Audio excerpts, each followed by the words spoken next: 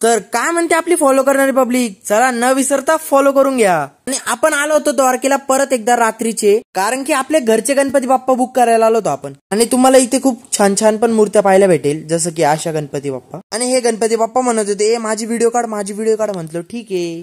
खूप मोठ्या मोठ्या मूर्त्या पण बुक झाल्या होत्या, जसं की चिंतामणी, चिंचपोकळीचा राजा। आणि तुम्हाला असेच कंटेंट पाहिजे असतील तर डिसलाईक्सला आणि तुमच्या पाटीलला फॉलो करून घ्या। आणि आपल्या सगळ्यांचे प्रिय गणपती बाप्पा पण आता आपल्या घरात येणार आहे भाऊ। आपले गणपती बाप्पा पण बुक झालेले आहेत। असो सकाळ झाली तुमच्या पाटीलला जगमग रेडी झाला भाऊ, जगामगा तुमच्या पाटीललाच बघा। आणि आज होता आपला शेवटचा श्रावण सोमवार, म्हणून मी महादेवाच्या मंदिरात चाललो होतो बाद। आपली गंगा मा म्हणजेच आपली गोदावरी नदीच्या शेजारीच आपलं नीलकंठेश्वर मंदिर आहे। आणि नीलकंठेश्वर मंदिरचं एकदम चकचकात होतं, कारण की भाऊ पाऊसच चालू आहे आपल्या नाशकात सध्या तरी।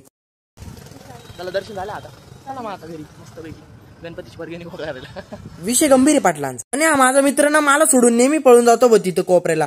याला काय अडचण आहे काय माहिती, मला सोडूनच पळून जातो तिथपर्यंत, मला चालत चालत जावं लागतं। आपल्याला जायचं क्लासला, तुम्ही करून घ्या फॉलो आणि सबस्क्राईब। चला भेटू एखाद्या नवीनच्या मोर मिनी व्लॉग मध्ये, तोपर्यंत जय महाराष्ट्र।